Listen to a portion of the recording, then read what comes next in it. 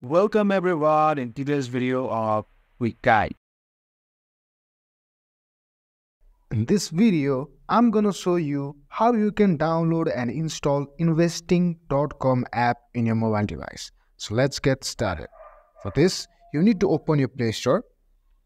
Just open it. And then in the search bar of the Play Store, search for the keyword investing.com. As a result, you can see there is an icon of investing.com app in the search result. Simply click on this install button. As you can see, the download process has started in my device. It needs some time to get installed in your device. Just have patience. As you can see, the app is installed in my device. Let's check it out the app in the app section.